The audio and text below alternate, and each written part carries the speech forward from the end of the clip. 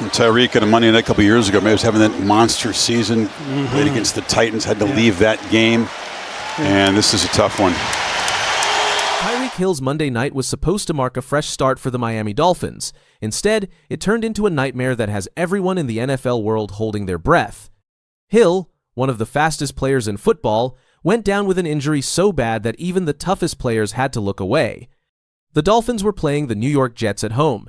It was the third quarter, and Miami was finally looking good after losing their first 3 games. Hill had already caught 6 passes for 67 yards. Everything seemed to be going right. Then it happened. Tua Tagovailoa threw Hill a pass near the sideline. It was just a normal 10-yard catch. But as Hill was going out of bounds, his left leg got twisted up in a way that legs should never twist. People watching said Hill's leg bent backward. His knee was facing the wrong way. Medical teams from both teams ran onto the field in seconds. Players from both sides took a knee. Everyone knew this was really bad. The doctors cut off Hill's shoe and put a big air cast on his leg. A medical cart came to take him off the field.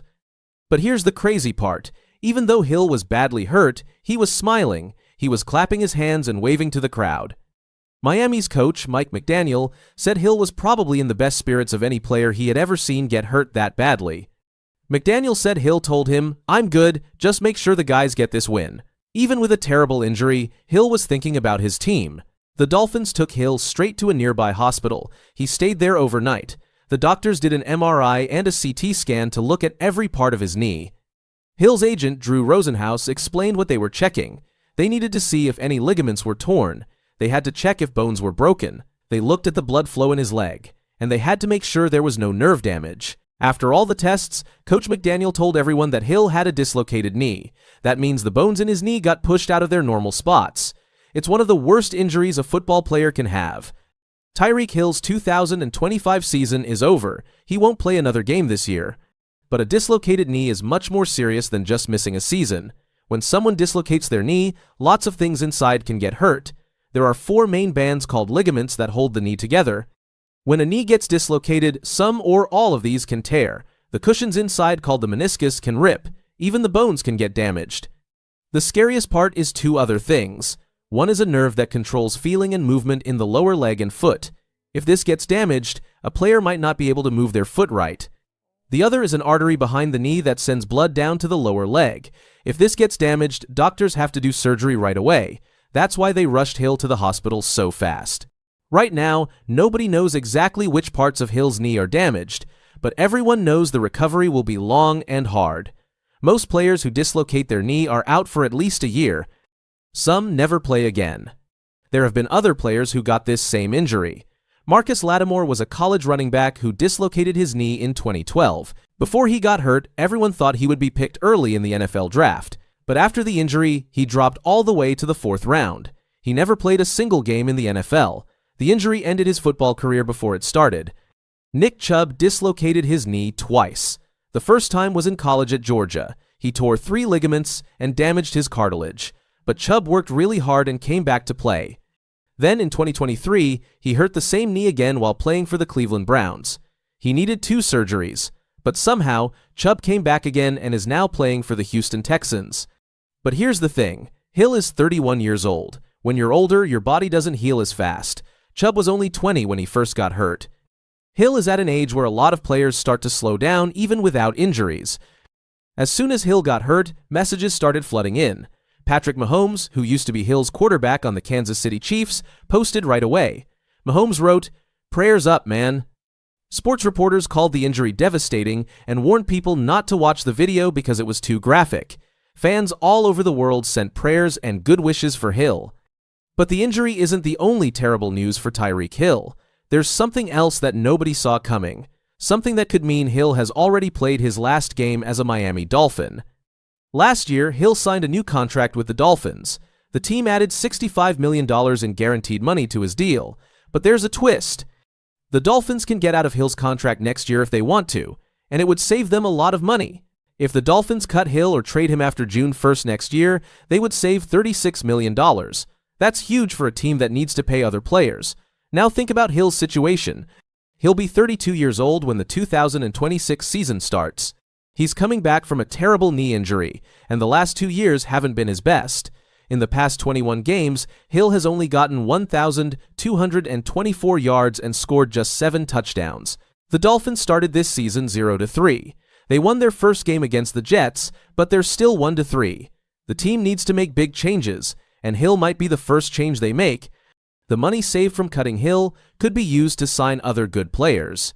This puts Hill in a really tough spot. He's going to spend the next year trying to recover, but he doesn't know if he'll even have a job when he's healthy. The team might just let him go.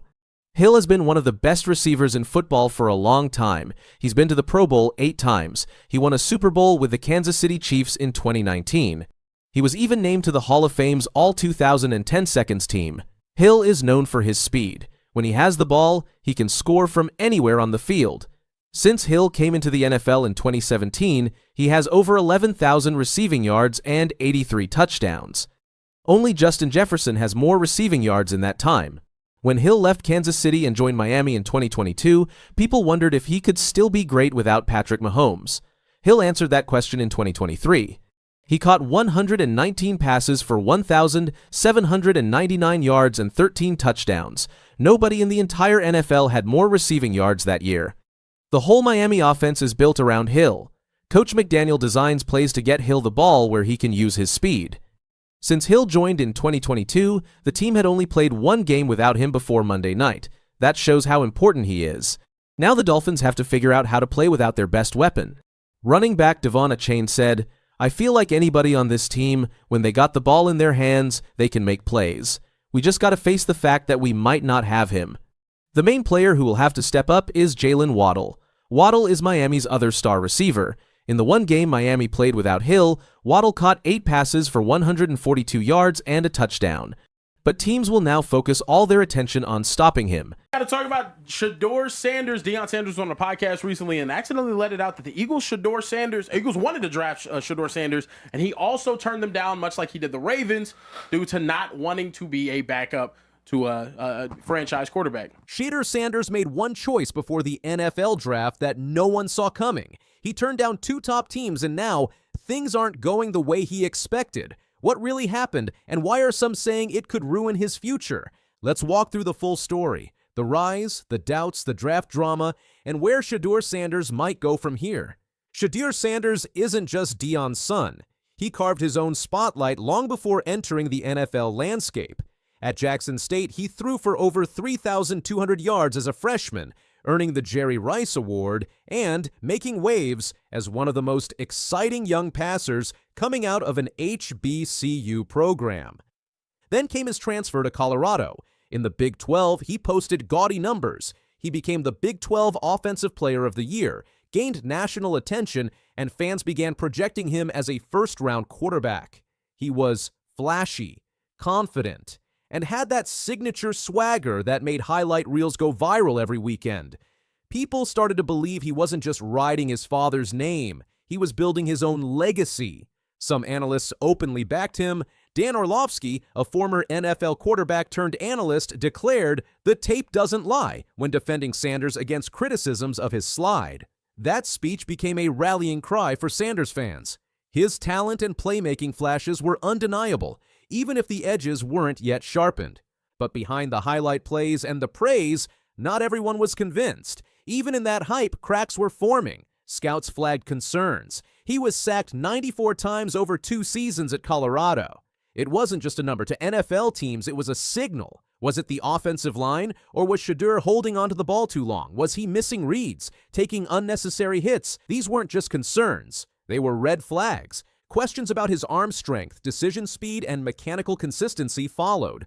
Some pointed out his release looked stiff under pressure. Others questioned how he'd adapt to reading NFL defenses, which move faster, disguise more, and punish even the smallest delay. Shedeur entered the NFL with big promise and just as big questions. Most expected him to go in the first round. Many believed he could be in the top 10. Yet he went undrafted on day 1. He didn't go in rounds 2, 3, or 4. Finally, the Browns selected him in round 5, pick 144. That fall fueled scrutiny, and the whispers turned into headlines. Why did he slide so far? Some said the spotlight on Deion sometimes overshadowed the quarterback himself, creating added pressure. Others argued teams balked because of perceived flaws in interviews and intangibles. An anonymous coach reportedly called Sanders entitled, criticized his body language, and said he tended to blame teammates. After the draft, it was revealed that both the Baltimore Ravens and Philadelphia Eagles had shown interest. However, Sanders reportedly conveyed he did not wish to be a backup to Lamar Jackson or Jalen Hurts. He and his team wanted a clear path to starting. They weren't looking for patience. They were looking for an opportunity. Deion Sanders later confirmed those calls occurred and that his son rejected them, believing he should go somewhere with a real shot to play earlier. He said, "Why would you go back up Lamar for 10 more years?" That comment went viral, and with it, the criticism. Because what Shedeur and his camp may have seen as confidence, others viewed as overreach. Coaches started wondering, was this player already too convinced of his own star power? And if he wasn't open to sitting and learning behind MVP-caliber quarterbacks, what did that say about how he approached growth and development? Once he landed in Cleveland, the criticisms grew sharper. One of the starkest lines came from an unnamed NFL coach who said Sanders plays on tape delay and is incredibly late delivering the ball. That means rather than anticipating or reacting fluidly, he tends to wait, process, then act. By then, the timing is off. His internal clock lags. On many plays, the ball is not where it needs to be. That kind of delay isn't subtle. Coaches say they see it in real time. A former quarterback weighed in saying, "The tape is clear as day when you watch Sanders' flaws.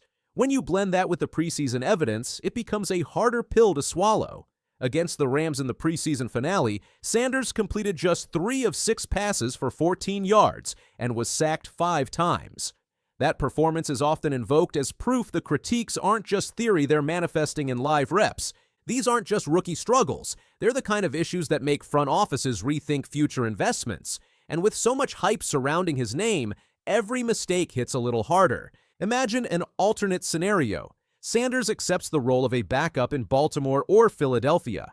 He sits behind Jackson or Hurts for a couple of seasons. He learns the speed of the NFL, absorbs coaching, studies defenses, and then either becomes a starter or is traded. Browns insider Jason Lloyd framed it this way. Had Sanders accepted a backup stint, the Ravens could have built his stock and then dealt him to a team that needed a starter. The quiet development path often builds better longevity. Instead, Sanders and his camp burned that bridge. The message was broadcast that he would not settle for a backup role. That's a high-stakes strategy when dealing with scouts and decision-makers. Now, the Browns have Joe Flacco and rookie Dylan Gabriel ahead of him on the depth chart. The front office's willingness to wait before trusting Sanders in meaningful games is strong. That patience may become his cross to bear. And here's the twist. Shedeur might not get a second chance to make a first impression. NFL teams aren't always forgiving. If he's not ready when the moment comes, it might not come again. So when critics say that rejecting backup roles was a misstep, they point to what might have been lost. Time. Patience. Gradual development in a safer environment. As of now, Sanders hasn't seen meaningful regular season snaps. He's technically quarterback 3, an emergency option. Deion has said he believes his son will start sometime this year. That's a vote of confidence. But confidence must be matched by performance. For a player like Sanders, the margin for error is very thin. If he's going to make the leap, he must first address the core critiques. He has to process faster, not wait on reads. He must throw before the window closes. He must improve his mechanics, sharpen his footwork, and ensure every ball leaves his hand with precision. He needs to dive deep into film, study relentlessly. Mental reps are the only way to match game speed without being on the field. Above all, he needs to earn trust. If the coaching staff sees growth, they might shift the narrative. He's walking a tightrope. If he progresses, he might silence the doubters and prove the gamble was genius. If he doesn't, the critics will only grow louder. This isn't just a story of a young man under pressure. It's a story of high-stakes ambition. Shedeur Sanders didn't want to wait. He wanted to lead, and now he must prove he was right to bet on himself. Whether that story ends in triumph or tragedy is still unwritten, but we're all watching to find out. And then Deion pre-draft went on and crapped on like the 4 or 5 bad teams that were interested. I mean, if your son or daughter is going to the market and you're a famous mom or dad, and you say, listen, we're not going to work for any startup. The NFL world was stunned when Shedeur Sanders, once projected as a top 10 draft pick, fell all the way to the 5th round. In the aftermath, sports media heavyweight Colin Cowherd quickly entered the conversation, blasting the Sanders family's draft day decisions. According to Cowherd, this wasn't just a missed opportunity, it was a self-inflicted setback. And at the center of the firestorm was Deion Sanders. The controversy wasn't about Shedeur's talent or stats. It stemmed from a revealing moment during an episode of the New Heights podcast hosted by Jason and Travis Kelce. Deion Sanders openly admitted that both the Philadelphia Eagles and the Baltimore Ravens reached out with interest on draft day. But the Sanders family declined those offers because Shedeur didn't want to sit as a backup. Philly called us on draft day. They didn't mention that. I just let a cat out of the bag. Philly called us. Okay, no, it's good. I didn't know that. Yeah, okay. Who was it? Baltimore. And I heard this, yeah. That revelation set off a storm. Cowherd didn't hold back on his show, The Herd. He laid the blame squarely on Deion Sanders, criticizing his handling of the situation and questioning the advice he gave his son. On why Shedeur Sanders dropped like a rock in the draft and ended up going in the 5th round with the Cleveland Browns, where he's now splitting scout team duties with Bailey Zappi. Cowherd said bluntly, and the reason, Cowherd argued, wasn't about talent or ability. It was about pride, ego, arrogance. And that, he said, was on Deion. Deion Sanders admitted the Eagles and the Ravens called his son before the draft, but he didn't want to be a long-term backup. Cowherd pointed to Deion's quote during the podcast, "I never sat on the bench and learned a lot." Deion is quoted as saying, hey, I never sat on the bench and learned a lot. I mean, who learned sitting on the bench? Oh, I don't know. Aaron Rodgers, Brady, Jordan Love, Brock Purdy, Phillip Rivers behind Breeze. It was a jab at the traditional method of grooming quarterbacks, letting them sit, study, and grow. Cowherd countered that some of the greatest quarterbacks in NFL history, Aaron Rodgers, Tom Brady, Patrick Mahomes, learned exactly that way. So why did Deion reject that proven formula for his son? Deion's confidence in Shedeur has never been in question. From the moment he coached him at Jackson State to their high-profile move to Colorado, it was clear Deion saw his son as more than just a player. He saw him as a star. But NFL teams don't draft family narratives. They draft prospects who fit their needs. And Shedeur, while talented, was entering a system that demands humility, patience, and a willingness to earn your stripes. Turning down teams like the Ravens and the Eagles wasn't just risky, it was unprecedented. The Ravens have one of the most stable front offices in the NFL, and the Eagles were fresh off a Super Bowl appearance. Either team could have provided Shedeur with elite mentorship, a strong quarterback room, and a pathway to success. Instead, the Sanders family bet on immediate opportunity over long-term development. And that decision backfired. When draft day finally arrived, Shedeur wasn't walking across the stage with a first-round jersey. He was watching his stock plummet, ultimately landing with the Cleveland Browns as the 144th overall pick. A massive drop from where most experts had predicted. Now he's the third-string quarterback, sharing practice reps with Bailey Zappi. Not exactly the dream start for a young quarterback with superstar expectations. In the aftermath, Deion tried to soften the blow. On that same New Heights episode, he offered advice to his son: be patient, stay ready. He likened Shedeur's development to waiting for a cup of coffee to brew. Don't pull the cup off the darn until it's ready, he said.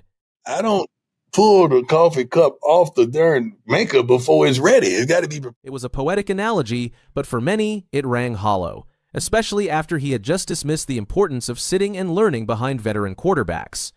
Cowherd didn't miss that contradiction. To him, Deion was talking out of both sides of his mouth. On one hand, telling his son to be ready. On the other, rejecting the very environments that foster readiness. And it wasn't just Cowherd raising eyebrows. NFL insiders and former players quietly questioned the decision as well.